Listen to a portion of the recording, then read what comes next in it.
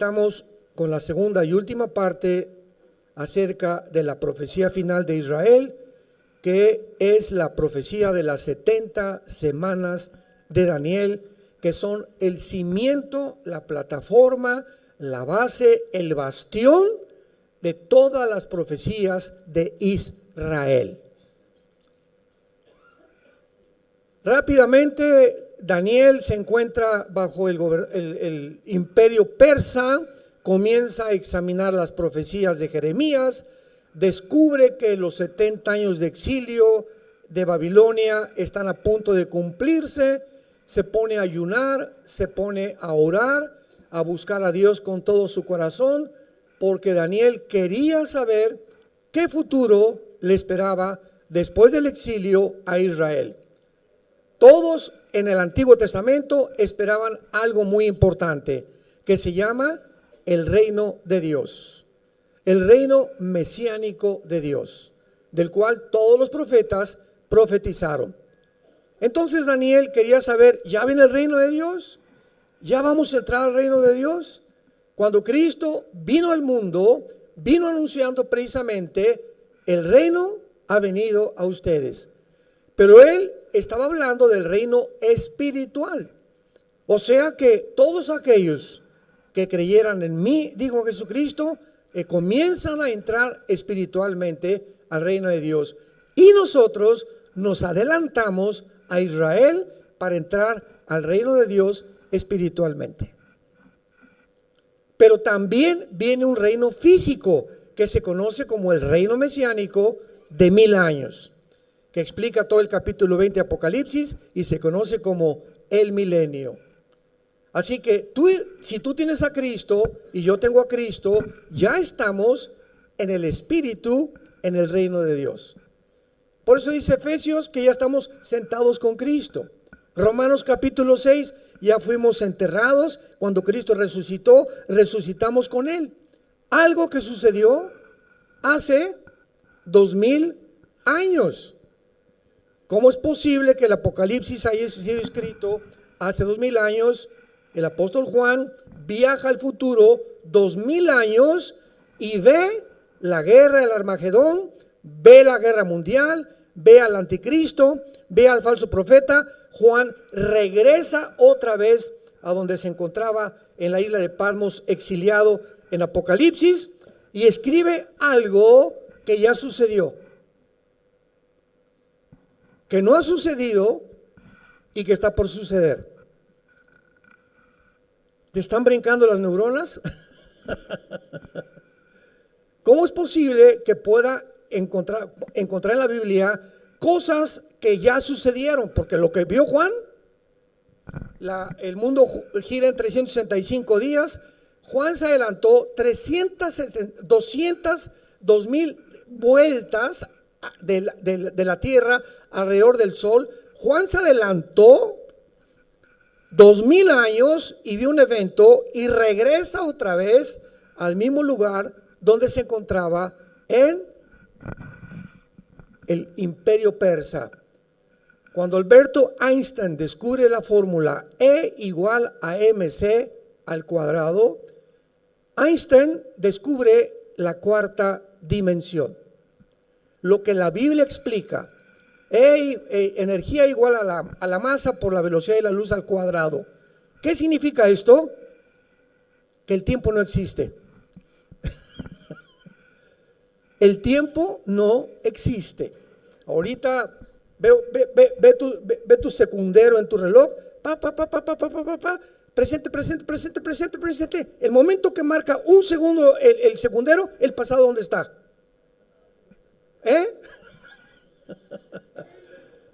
Cada vez que marca 1, 2, 3, 4, el pasado, ya quedó completamente atrás. Ese el segundo, no lo recuperas jamás. Y cuando descubrimos realmente que esto es realidad y que podemos viajar en el tiempo, porque los profetas viajaron en el tiempo, Ezequiel fue llevado al pasado, Babilonia. Oye, Señor, ¿por qué nos castigaste? Etcétera, etcétera. Vas a ver por qué. Lo saca Dios de su cuerpo, lo lleva al pasado, al tiempo de la cautividad babilónica, y le dice: mira lo que hizo Israel. Los sacerdotes violaron, comenzaron a adulterar, a fornicar, a serle infiel a sus esposas, y por esto están castigados ahora. Y regresa al presente Ezequiel, y entonces se entiende que Dios es un Dios justo. Pablo en 2 Corintios 12 es arrebatado y llevado al cielo. Y Pablo era tan humilde que dice: yo no sé qué fue lo que vi allá arriba, pero saben una cosa que no se los puedo contar. No hay palabras para decirle de lo que yo fui, de lo que vi y oí allá arriba en el cielo. Y entonces Pablo, más adelante, 2 Corintios 12, escribe: para que las revelaciones, para que todo lo que vi y oí no me exalte ni me ensoberbezca, Dios ha permitido un aguijón en mi carne. Él tenía alguna enfermedad, muchos dicen que era un problema oftalmológico de los ojos, porque en Gálatas se escribe: mirad con cuán grandes letras os escribo. Cualquier cosa que haya sido, él tenía un aguijón para mantenerlo humilde. Pablo, el apóstol, el más grande misionero de la época cristiana. Así que todos nosotros debemos recordar eso. Dios quiere mantenernos humildes a todos.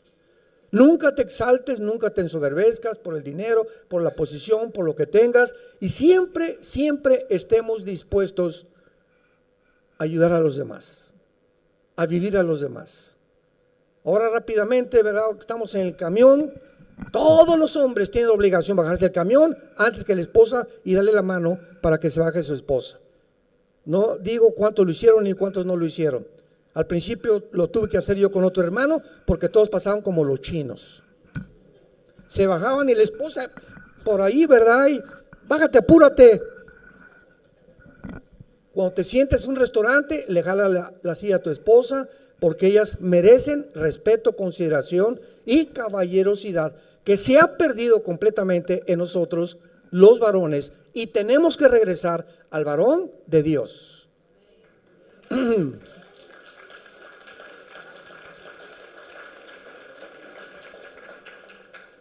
Te vas a subir a tu vehículo, te das la vuelta, le abres la puerta a tu esposa para que suba. Y ya que se suba, le cierras la puerta, te regresas y te pones al volante. Y no le dices: échate en la cajuela. Estos detalles a nosotros los varones nos parecen que no tienen la menor importancia. Para ellas tiene muchísimo, porque la mujer es muy detallista y tenemos que estar continuamente enamorándolas. Se pierde la caballerosidad. La mujer necesita sentirse respetada, admirada y cuidada, porque para eso Dios nos creó más fuertes que ellas. Y hablo en el sentido general. Claro que hay mujeres como Golda Meir, la primera ministra, Margaret Thatcher, mujeres increíbles. La excepción no rompe las reglas, pero generalmente hablando, la mujer necesita caballerosidad. Como varones, no perdamos eso, hermanos. Cada vez que te bajes del autobús, bájate tú primero, dale la mano para que ella se baje las escaleritas. En cualquier momento está listo para ayudarla, porque eso es lo que nos hace verdaderamente, repito, varones de Dios. Nos quedamos en el capítulo 25 de Daniel 9 y estamos viendo las 6 cosas profetizadas para que nosotros conozcamos que cada una de estas se tiene que cumplir antes de la segunda venida y en la segunda venida de Jesucristo. Y dice el versículo 24, las últimas 2 cosas en las cuales pusimos un paréntesis en la primera conferencia antier. En quinto lugar, para sellar la visión y la profecía. Sellar la visión y la profecía. Esto es muy importante, porque hasta este momento hemos descubierto, ¿verdad?, que en el Antiguo Testamento, ¿quién eran los profetas o los videntes? Naví en el hebreo. Aquellos hombres que veían hacia el futuro y escribían: va a pasar esto, va a pasar aquello, etcétera, etcétera, etcétera. Y había una ley en el Antiguo Testamento para los profetas. Si un profeta decía algo que no se cumpliera el 100%, no el 99.9%, tenía que cumplirse el 100%, y si no se cumplía el 100%, era falso profeta. Entonces, en el siglo I de la época cristiana, el canon de las escrituras se cerró. La Biblia fue escrita aproximadamente en 1500 años, por más de 40 autores. Unos eran pastores, otros profetas, otros como Isaías sirvió servía en el gobierno. Daniel sirvió a 3 imperios babilónico, medo-persa, y muere antes de que entre Alejandro el Magno con el imperio griego. 40 hombres que entre ellos casi no se conocieron, pero todos escribían y estaban conscientes de la coordinación y de la increíble exactitud de la palabra de Dios. Estos 1500 años en que se formó la Biblia, se cerró el canon en el siglo I, porque los apóstoles mandaban las cartas a Tesalónica, a Colosas, a Éfeso, etcétera, etcétera, y mientras ellos vivían, se cercioraron que esas cartas pertenecieran al canon que se cerró. Después del siglo I, ya no aceptaron ninguna revelación, ninguna otra carta que se incluyera en los 66 libros de la Biblia. Se cerró el canon. Y termina el apóstol Juan diciendo en Apocalipsis: cualquiera que de aquí en adelante, o tú oyes que un ángel lo que dijeron, o tuvo una revelación, una profecía, cualquiera que le agregue algo a lo que está escrito, o le quite algo de lo que está escrito, va a caer en las maldiciones de Deuteronomio capítulo 28 y las maldiciones de Dios.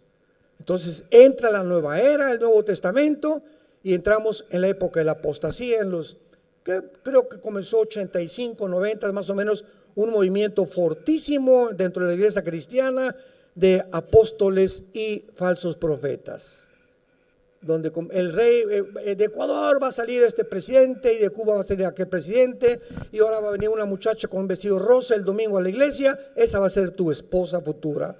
Y el Señor dice que de aquí va a salir una fuente impresionante de un manantial, que esta iglesia se va a levantar y tú vas a ser más grande que Moisés. Y encontramos una barbaridad de cosas que no nos imaginamos. Y cuando oímos estas cosas, tenemos que preguntarnos: ¿conocemos la Biblia? ¿Realmente hay más profecías o la Biblia está incompleta? ¿Hay más revelaciones o la Biblia está incompleta? Ahora, hay revelaciones espirituales. Yo vengo a la Biblia y entiendo, ahora entendía esto por revelación, pero no en cuanto al futuro. No hay nada al futuro que Dios nos quiera revelar. Y así ha habido cantidad de personas en los últimos 30, 40 años que han profetizado, no se ha cumplido, han caído como falsos profetas y siguen escuchándolos millones de cristianos, por la grandísima ignorancia que vivimos de las Escrituras. Para esta hora hemos nacido, para poder trazar bien la palabra de verdad. Vemos nosotros entonces que va a ser sellada, que dice aquí, la visión y la profecía. En 1 Corintios capítulo 13, o sea, la visión y la profecía, estamos hablando de Israel, de todas las cosas que le van a suceder a Israel. 1 Corintios 13, versículo 9 en adelante. Escribe el apóstol Pablo: porque en parte conocemos y en parte profetizamos. O sea, todo aquello que vemos en la Biblia que ha sido revelado a nuestro espíritu es parcial. No hay un solo hombre que exista que tenga todo el horizonte de la verdad. Por eso siempre habrá errores, pero no herejías. Hay un predicador grandísimo que admiro mucho en California, ¿verdad? Y que lo he seguido durante muchos años, y tiene ciertas cosas que no me parecen, o que me parecen que como que está exagerando o no está exagerando, y lo hago a un lado porque el 90% es alimento que a mí me gusta. Hay otro teólogo, ¿verdad? Fulano de tal, que tiene unos libros maravillosos y los he leído, etcétera, etcétera, pero es hipercalvinista, por ejemplo, que cree que algunos fueron escogidos para el cielo y otros para el infierno, lo cual no estamos de acuerdo en lo absoluto, porque no se puede negar la libertad y la responsabilidad moral que tenemos delante de Dios. Y así pasan muchas cosas. Entonces no vas a encontrar un hombre que tenga toda la verdad. Yo muchas veces he dicho cosas, ¿verdad?, que me arrepiento de haberlas dicho, y las que realmente puedo lastimar a la gente, tengo que pedir perdón. Tenemos que humillarnos delante de Dios. Esto lo dije, sucedió creo que el año pasado. Yo dije, creo que el 28 viene Cristo. La regué, pero bien gacho, ¿verdad? Porque no lo debía haber dicho con tanto dogmatismo, que fue mi gran error. Pude haber dicho, es más o menos alrededor. Se me echaron encima como no saben. ¿Por qué? Porque mientras más figura pública eres, todo el mundo está esperando, precisamente, analizan con lupa lo que dices, para cualquier error que tengas, lo publiquen y atraer seguidores en las redes sociales. Ya se ha convertido esto en una costumbre, y tenemos nosotros que enfrentar todo esto y darnos cuenta que es el precio que se tiene que pagar. Por eso tenemos la responsabilidad de estudiar conscientemente y responsablemente la palabra de Dios. En parte conocemos y en parte profetizamos, mas cuando venga lo perfecto que no ha venido, entonces lo que es en parte se acabará. Cuando yo era niño, hablaba como un niño. ¿Cómo hablaba un niño? Gugu, tata, mamá, tata. Pensaba como un niño. Papá, ¿por qué los globos se suben? Papá, en el avión, ¿por qué la gente parece hormiguitas de chiquitos? Papá, ¿quién creó a Dios? Pensamos como niños, juzgábamos como niños. Papá, si me quieres, ¿por qué me pegas? Mas cuando ya fui hombre, dejamos todos esos pensamientos y comenzamos a madurar. Ahora vemos por espejo, oscuramente. Mas entonces, o sea, cuando venga Jesús, veremos cara a cara. Ahora conozco en parte, pero entonces conoceré como fui conocido. Pero ahora permanecen la fe, la esperanza y el amor. Estos tres, pero el mayor de ellos, y lo dice el capítulo precisamente de 1 Corintios, tú puedes ser un teólogo y conocer todos los misterios, hablar en lenguas y tener poderes de lo que tú quieres, pero si no tienes amor, ¿sabes una cosa? No eres nada.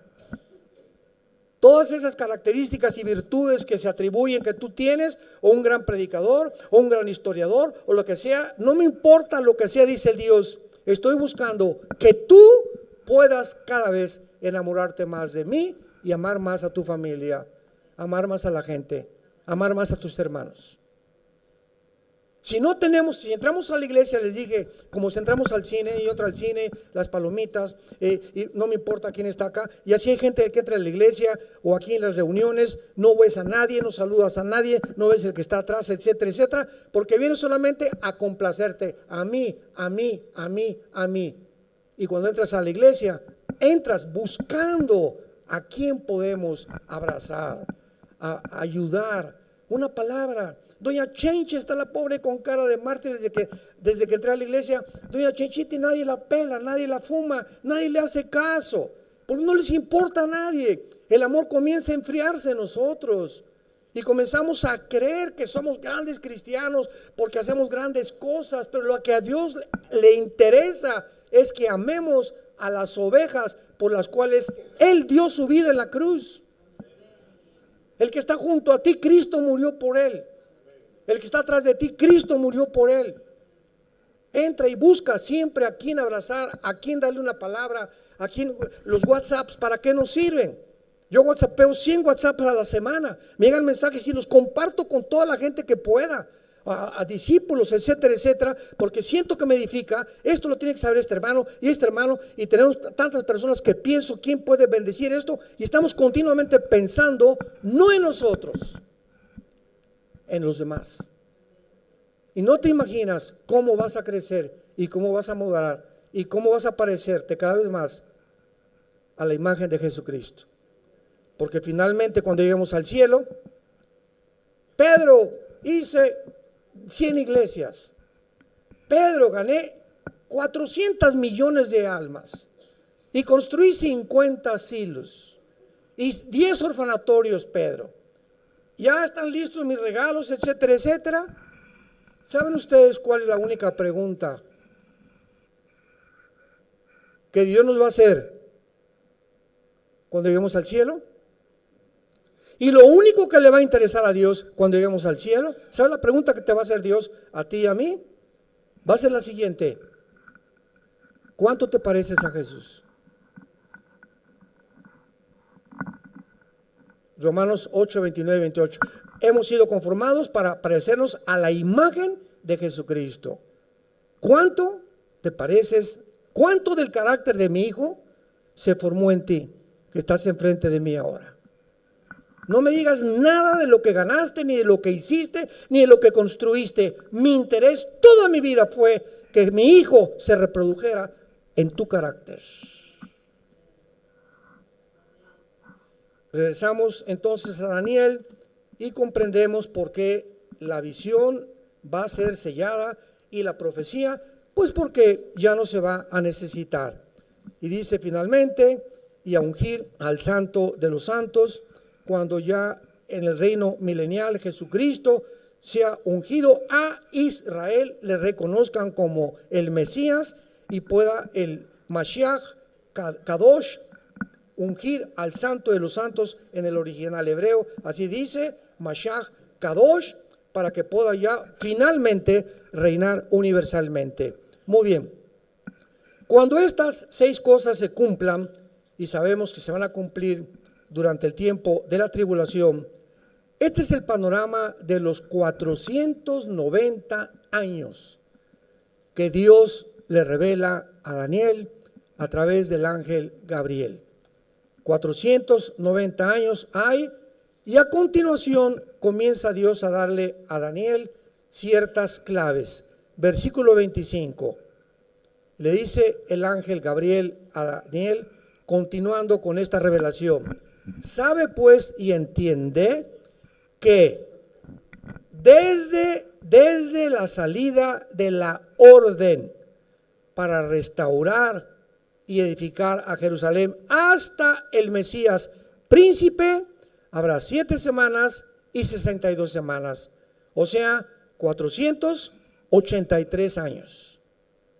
Desde que se ordene la restauración de Jerusalén hasta el Mesías habrá 483 años. Y esto es algo asombroso, porque el decreto dado para la reconstrucción de Jerusalén no fue dado hasta 100 años después de la muerte de Daniel, si lo quieres apuntar, porque esto es matemáticas cronológicas exactas bíblicamente. ¿Qué le estoy diciendo?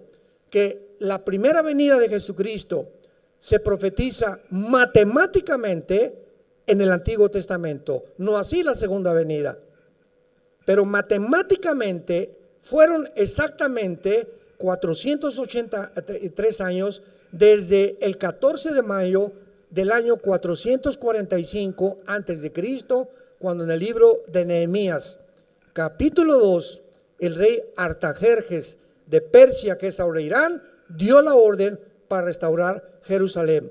Estamos hablando de 483 años, y esto es asombroso, porque vuelvo a repetir, como dijimos hoy en la mañana: pues si yo veo que un paralítico se levanta, voy a creer en Dios. Y si hubiera, como Carlos Sagan, el astrónomo ateo, cuando muere le dice a su familia: yo no creo en Dios porque no hubo suficientes evidencias. Si hubiera más evidencias de creer en Dios, ¿y por qué no se nos aparece Dios y nos dice de una vez que Él es Dios para creer en Él? O sea, él quería a su gusto un Dios. Y así está la gente. No, si yo fuera Dios haría esto. Y si yo no fuera Dios no permitiría que estos niños se murieran. Y si yo fuera Dios, espérame tantito, pero sabes una cosa, descúbrelo, no eres Dios. Y sus pensamientos de Él no son tus pensamientos, ni tampoco Él actúa como tú quieres que Él actúe. No es un Dios al gusto, no es un Dios al menú. Llegas a un restaurante y quiero esto y quiero esto. Tú no puedes llegar, yo quiero un Dios así y así y así. Y si es así, así, así, voy a creer en Él. Qué equivocado estás. Cuánta soberbia intelectual de los seres humanos. Entonces, después de los 483 años, comienza la reconstrucción, y cuando Jesús entra a el Domingo de Ramos, el Domingo de Ramos se cumplen los 483 años desde el 14 de mayo del año 445 antes de Cristo, de una forma cronológica asombrosa que solo Dios lo pudo hacer. Y cuando Cristo entra a Jerusalén, Él comienza a decirle a la gente, vayamos a ver qué fue lo que expresó en Lucas 21, para que entendamos claramente que fue en esta época cuando Cristo realmente cumple esta profecía, el príncipe que ha de venir. Lucas 21 dice el versículo 24, caerán a filo de espada, serán llevados cautivos a todas las naciones. Jerusalén será hollada o pisoteada o devastada por los gentiles hasta que los tiempos de los gentiles se cumplan. Dios profetiza a través de su Hijo Jesucristo, donde nos encontramos nosotros.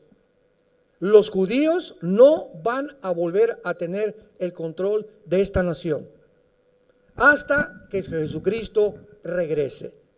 En la guerra de 1967 recuperaron parcialmente el general Moshe Dayan. Hoy en la librería del Holocausto, ¿no se asomaron a ver los libros que hay? Yo me los quería traer todos. Era increíble la cantidad de información que había. Todo un libro dedicado a la guerra de los 6 días, al antisemitismo, a la guerra del 73, Yom Kippur, a la del 48, a la vida de Ben Gurión, el primer presidente de Israel. Había una biblioteca impresionante, muy barato los libros, acerca de toda la historia de Israel. Pero en 1967 Israel es rodeada otra vez, el 48, 56, 67, el junio de 1967, por 5 naciones árabes. El presidente Anwar Nasser de Egipto le habla al presidente de Siria y de Irak y de Líbano: ya estamos hartos de los judíos, echémoslos al Mediterráneo. Y hacen un plan desde el mayo para cierran el canal de Suez, el presidente de Egipto, y los judíos inmediatamente se dan cuenta que al cerrar el canal de Suez están completamente amenazados. Y entonces lanzan el 1 y 2 de junio el ataque en contra de Israel, pero hasta la fecha los pilotos de esta nación, los pilotos judíos en los F-35 que tienen ahora, en aquel tiempo eran F-16, son los mejores pilotos del mundo. Más que los MiG rusos y que los F-35 de los gringos y más que los aviones de los ingleses. Nadie supera en el siglo XXI y los últimos 75 años la aviación que tiene Israel. Los israelitas se suben en 6 aviones el 2 de junio, elevan y se suben a los aires y van a Egipto a las 4:30 o 5 de la mañana y comienzan a bombardear y barren toda la aviación de Egipto. Después Jordania, el rey Hussein, oye, y comienza la propaganda: estamos ganando la guerra, dice Nasser y sus mentirosos de los que tienen el control de la propagación de las noticias. Y Jordania, el rey Hussein: pues sí, pues yo le entro, no me quiero quedar atrás de esta victoria contra los judíos. Y entra Jordania y un piloto o un sargento judío intercepta la comunicación entre Jordania y Egipto y se van contra Jordania y le acaban completamente con lo que tiene, acaban con todos los aeropuertos de Líbano, de Siria y de Egipto. Y de Egipto. Y el 6º día, como dijimos, ya no había nada que conquistar. El general Moshe Dayan entra a Jerusalén Y comienza primero, Baruch Hashem Adonai Elohim, Dios bendito el que viene en el nombre del Señor. Jerusalén ya es nuestra. La península del Sinaí la conquistan, entran a Egipto, a la península del Sinaí y las colinas del Golán. ¿Se acuerdan? El mar de Galilea, que es la frontera con Siria, se apoderan de toda esa frontera en 1967. Pero pasan algunas semanas y la Liga de Naciones o las Naciones Unidas, la ONU, les manda un recado y les dicen: si ustedes mantienen el control de la península de Sinaí y no se salen de las colinas del Golán, va a haber una guerra peor todavía contra los musulmanes. Entonces el general Moshe Dayan se sale de la península del Sinaí y les dejan ese territorio que conquistaron. Y Jerusalén, tienen que repartir Jerusalén y les dejan la mitad, como ya lo vamos a ver. Los muros de los lamentos es la parte que le corresponde a Israel y del lado izquierdo es del Islam. Entonces viene un acuerdo para que entreguen la mitad de Jerusalén. Y las colinas del Golán, dice el general Moshe Dayan, ni de chiste, porque el día que nos retiremos de las colinas del Golán, que es la frontera con Siria, es como si nos apuntaran con un cañón y en cualquier momento nos pueden devastar y acabar con la nación. Entonces, hasta este momento mantienen el control de las colinas del Golán, de la mitad de Jerusalén, y cuando llegan, ¿verdad?, le dan la franja de Gaza a los palestinos y el Banco Oriental en Jericó, donde tú y yo comimos hace 1 o 2 días. Esta ha sido la guerra más espectacular de todos los tiempos, porque está escrito que nadie los iba a sacar de su tierra, que Dios los había establecido. Ahora, vean ustedes también que esto es maravilloso, porque en Mateo capítulo 23, Cristo dijo estas palabras, versículo 37 al 38. Mateo 23, 37 al 38, y dice así: Jerusalén, Jerusalén, es Jesús, el Mesías, hablando, que matas a los profetas y apedreas a los que te son enviados. Escuchen muy bien estas palabras, hermanos. ¿Cuántas veces quise juntar a tus hijos como a la gallina, juntar a sus polluelos debajo de las alas, y no quisiste? He aquí, vuestra casa os es dejada desierta, porque os digo que desde ahora no me veréis hasta que digan Baruch Hashem Adonai Elohim. No me volverán a ver hasta que me reconozcan como el Mesías. ¿Y cuándo será esto? Cuando se cumpla la semana 70 de Daniel, que es los 7 años de la gran tribulación. Vean la profecía en el libro de Oseas. En el libro de Oseas, que está junto a Daniel, vean ustedes qué profecía en el capítulo 3 de Oseas se hizo 700 años antes de Cristo. Oseas 3, versículo 4. Porque muchos días estarán los hijos de Israel sin rey, sin príncipe, sin sacrificio, sin estatua, sin efod y sin terafines. Cristo muere, les dice, van a quedar desiertos, no me vuelven a ver. Yo me regreso al Padre y no voy a regresar hasta que cuando regrese ustedes sepan y me reconozcan que yo soy el Mesías. Entonces Cristo se va al cielo y Dios forma la iglesia y Israel queda ahorita bajo el juicio de Dios. Actualmente Israel no es la nación de Dios. En Cristo no hay judío, ni griego, ni italiano, ni español, ni mexicano. Ahora me decía nuestro guía, entonces el judío, ¿qué es actualmente? Digo, los que se acepten como el Mesías forman parte de la iglesia. Y la iglesia está formada actualmente por judíos mesiánicos que han aceptado a Jesús. Un judío ahorita que acepta a Jesús forma parte de la iglesia. Como el capitán del barco en Galilea que se presentó y dijo que él creía en el Mesías, es judío, él forma parte de nosotros, de la iglesia. Así que nosotros, me preguntaron también, ¿y por qué no te haces tú judío? Le digo, porque ya lo somos. ¿Cómo que ya son ustedes judíos? Sí, porque la palabra judío significa el que alaba. Y Jesús dijo, Dios mi Padre busca a los que le alaban y adoran en espíritu y en verdad. Y ahora la iglesia somos los únicos que alabamos a Dios en espíritu y en verdad. Somos los verdaderos judíos. Espiritualmente, no tengo que hacer un juramento al judaísmo ni ponerme la kipá para poder identificarme con Israel. Dios sabe quiénes somos nosotros, pero hemos dicho y nos hemos cansado, Dios no ha acabado con Israel. Viene por ellos y todo esto que estamos haciendo, visitando y llenando esta tierra con todo aquí, con los cristianos, no se imaginan el testimonio que estamos dando, principalmente a los guías. Están asombrados los guías que sabemos más de teología que ellos. Ellos son expertos en historia y en arqueología y paleontología, antropología, y qué bárbaro, qué lecciones. Hemos recibido lecciones gratuitas, ahora sí, ¿verdad? Incluidas en el viaje, una lección de un maestro todos los días. Yo no me canso de ir, Isaac, cuánto conocimiento tienen por el amor de Dios, pero no pueden meterse a la teología porque aún las vendas no se les caen de sus ojos y no entienden muchas cosas que nosotros hemos comenzado a entender. Regresamos a Daniel y en penúltimo lugar dice la Biblia que después de que las murallas sean reconstruidas, se cumplan los 483 años, versículo 26. Y después de las 62 semanas, se quitará la vida al Mesías.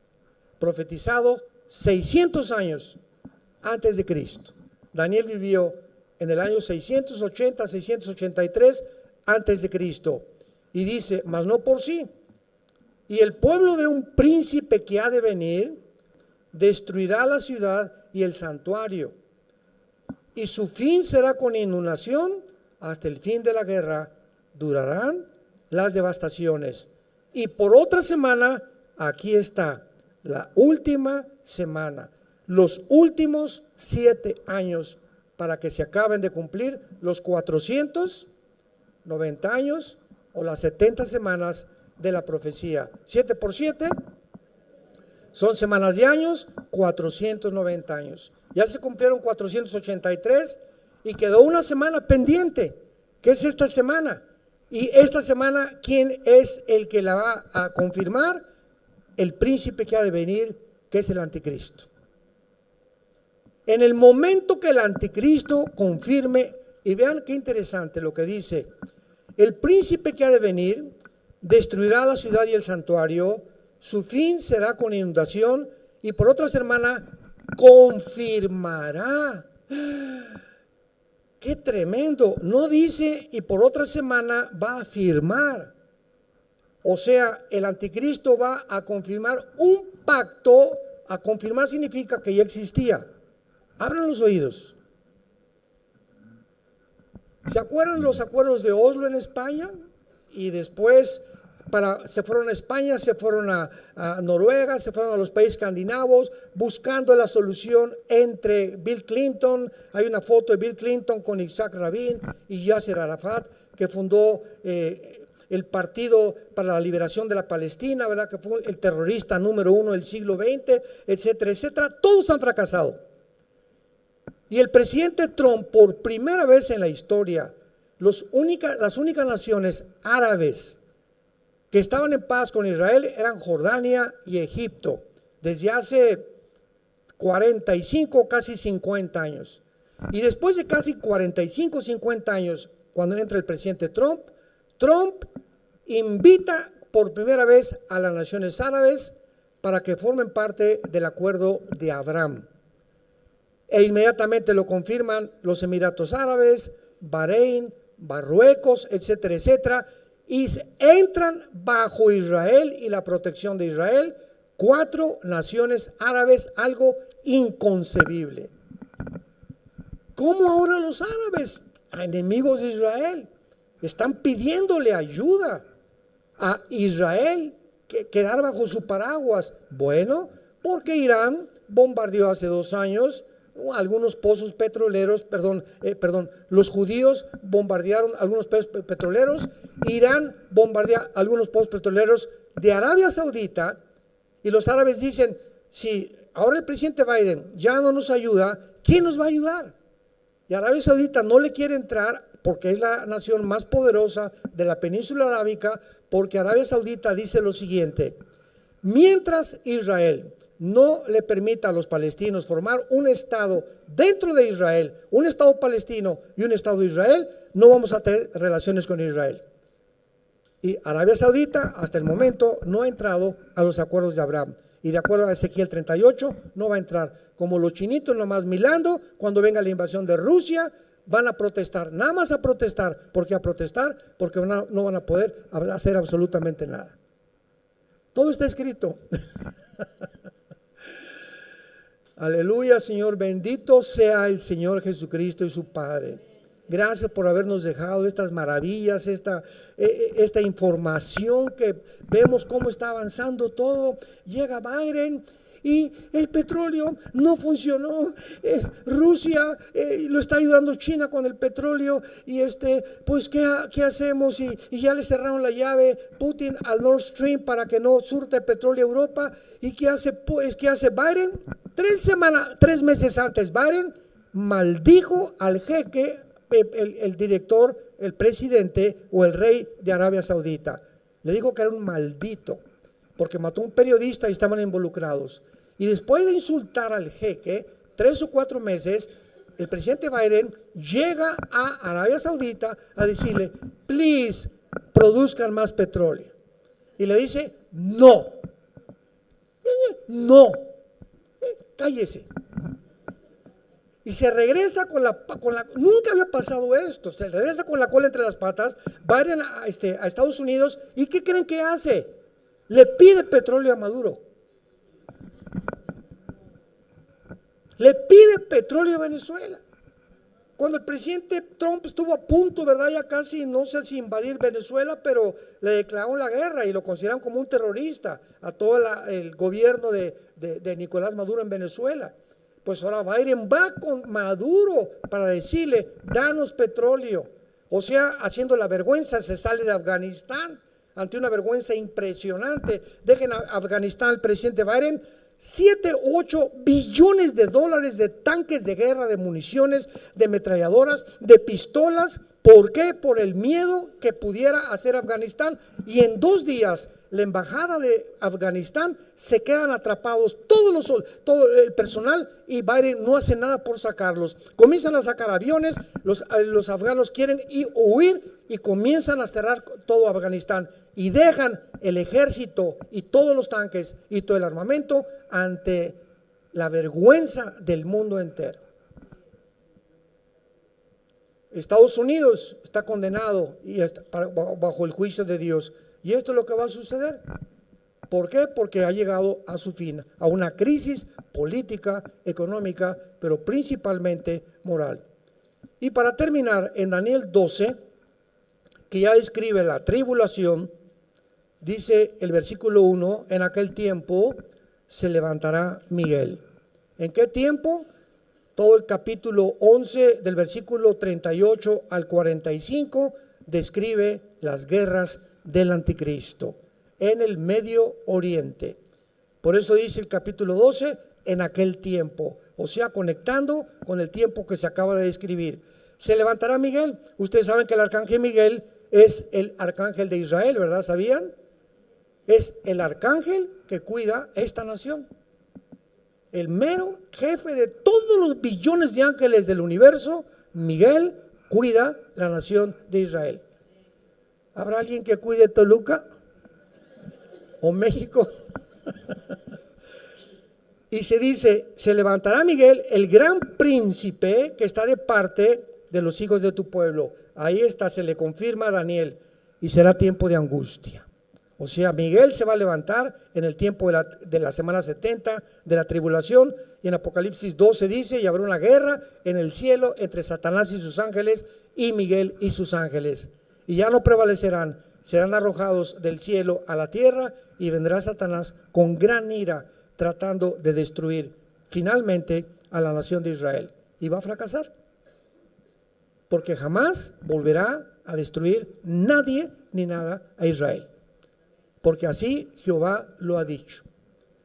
Y finalmente dice el versículo 3, los entendidos resplandecerán como el resplandor del firmamento, los que enseñan la justicia a la multitud como las estrellas a perpetua eternidad. Pero tú, Daniel, cierra las palabras y sella el libro, o el sefer en el hebreo, que significa todas estas profecías. ¿Hasta cuándo? Hasta el tiempo del fin. Muchos correrán de aquí para allá y la ciencia se aumentará. Versículo 9, él respondió, anda Daniel, otra vez el ángel. Estas palabras están cerradas y selladas hasta el tiempo del fin, hasta et ketz, que es la frase en hebreo para escribir los tiempos finales. Mucho ojo, versículo 10. Muchos serán limpios y emblanquecidos y purificados. Los impíos procederán impíamente como lo estamos viendo, y ninguno de los impíos entenderá, pero los entendidos entenderán. Tú perteneces a esta generación que están entendiendo que sin santidad no veremos a Dios. ¿Has llegado a entender que tienes que tomar en serio a Dios? ¿Ya has llegado a entender el gran precio que Cristo pagó en la cruz por ti, por tus hijos, por tu familia, por tu trabajo y por nosotros? El que no lo entienda va a pertenecer a los impíos. Y como dijo Mateo 24, como en los días de Noé, viene el diluvio porque no entendieron, pero los entendidos entenderán. Dios le dice a Daniel, Daniel, hace 2600 años, todo lo que estoy dando ahorita, nadie lo va a entender en 2600 años. Nadie, ni teólogos ni nada. Y en el tiempo del fin, el Espíritu Santo va a abrir estas profecías, y los que vivan en esa generación es para ellos. Ellos lo van a entender, como lo estamos comenzando a entender nosotros en el siglo XXI. El Espíritu Santo se está moviendo como ustedes no se imaginan, y tantas cosas ocultas que no se entendían hace 5 años, 10 años de la Biblia, las vamos a comenzar a entender. Pero solo los entendidos, porque es imposible, como dice en el Sermón de la Montaña, los puros verán a Dios. ¿Qué significa esto? ¿A dónde vemos a Dios? En la Biblia. Yo no puedo ver en la Biblia y tener un amante. Yo no puedo ver en la Biblia y tener rencor. Yo no puedo venir en la Biblia y le grité a mi esposa anoche y no le pedí perdón. Yo no puedo venir a la palabra a presentarme al trono de Dios ante su palabra cuando mi corazón está sucio y mi alma está infectada y estoy intoxicado por el pecado. Tengo que sacar todo esto, tengo que tratar de vivir en santidad delante de Dios, para que cuando venga Dios, dichosos los puros de corazón, porque podré entender la Biblia. ¿Quiénes son los que entienden la Biblia? Los que se limpian diariamente del pecado, si confesamos nuestros pecados. Él es fiel y justo para perdonarnos de toda maldad. Y Él quiere lavarte en esta noche y decirte que te ama, pero que tú no puedes seguir viviendo así. Y mientras más vivas en pecado, más duro se hará tu corazón, más difícil va a ser entender, más te amargarás, más estrés, más angustia, y a lo mejor vas a ganar mucho dinero o vas a triunfar y te darás cuenta que todo eso que tú anhelabas se vuelve maldición. ¿Por qué? Porque como dice el rey Salomón, al que a Dios le agrada, Dios le da salud y dicha y gozo para comer y beber de su vida. Porque he visto un mal debajo del cielo, aquel al que muchos hombres tienen todo, no les falta nada, pero Dios no les da.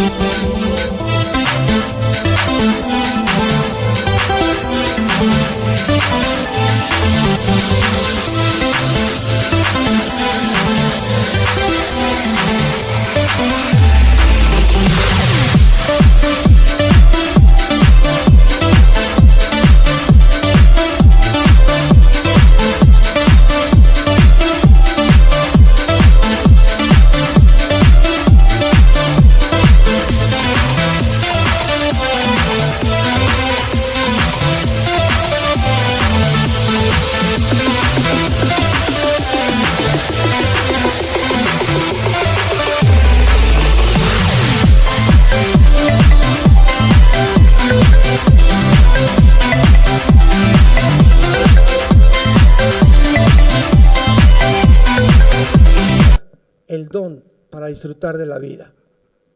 ¿En qué categoría te encuentras tú? ¿No quisieran muchos de ustedes que tal vez no tienen a Jesucristo en esta noche venir a la cruz? Yo te invito a que te arrepientas de tus pecados en esta noche. Le pidas perdón a Dios por tu vida y le digas que entre a tu vida como tu Señor y como tu Salvador antes que regrese a México, a Chile, a Argentina, mañana o el sábado. Y en el muro de los lamentos verás cantidad de judíos mañana pidiéndole, ¿verdad? Metiéndole papelitos ahí a Dios. Ven por favor, pidiéndole que venga el Mesías. Ellos quedaron ciegos cuando el Mesías estuvo enfrente de ellos. No lo reconocieron. Esta noche el Mesías te ha sido presentado. ¿Lo puedes ver? ¿Puedes discernir qué es la Biblia a través del Espíritu Santo, que es Dios el que te está hablando? Si lo puedes hacer, dichoso seas. Inclinemos la cabeza. Te damos gracias, Señor, por tu palabra. Bendito sea el Dios y Padre de Jesucristo nuestro Señor, que nos ha hecho renacer para una esperanza viva por medio de la resurrección de su Hijo Jesucristo entre los muertos. Gracias, Señor, porque no hay nada perverso ni torcido en tu palabra. Toda ella es recta al que entiende, razonable a los que han alcanzado la sabiduría. En esta mañana, en esta noche, Dios te ha hablado a través de la Biblia, diciéndote que eres pecador y que si tú mueres en pecado, la condenación eterna te está esperando. De cierto os digo, dijo Jesús, que oye el que oye mi palabra y crea al que me envió, no vendrá a esta condenación, sino que pasará de las tinieblas a la luz. Porque de tal manera te ama Dios. Nos ama Dios, que nos ha dado en esa cruz, manifestando su amor, su eternidad, su sabiduría y su odio al pecado. Es tan grande el odio que tiene Dios contra el pecado que no perdonó a su Hijo Jesucristo. Pero ahora Él quiere perdonarte a ti. Y si tú rechazas, morirás también sin el perdón eterno de tus pecados, alejado de la presencia eterna de Dios. ¿Qué tengo que hacer?, me preguntarás, para poder arreglar mi vida delante de Dios. Número 1, arrepiéntete. Esto es, reconoce que la forma como tú estás viviendo ahorita no le agrada a Dios, que necesitas cambiar de camino e ir en sentido contrario al camino que llevas. Porque si tú crees que hay caminos que te estás realmente bendiciendo, hay caminos que parecen derechos, pero su fin es camino de muerte. Cree que Jesucristo en la cruz pagó con su sangre por tus pecados, que a los 3 días resucitó de los muertos, y simplemente dile en el silencio de tu alma en este momento: Señor Jesús, perdóname. Creo que en esa cruz pagaste con tu sangre por mis pecados y te pido en este instante que entres a mi vida, porque creo que vives, que venciste la tumba y que eres mi única esperanza, fortaleza, mi roca, esperanza mía, castillo mío, mi Dios. De aquí en adelante, ¿en quién confiaré? Gracias por darme la vida eterna y las promesas que el día que yo muera voy a verte cara a cara, enjugarás mis lágrimas y podré saber que valió la pena haber muerto a mí mismo, a mí misma, y haberte entregado mi vida en esta noche. En el nombre de Jesús. Amén. Y amén. Y amén.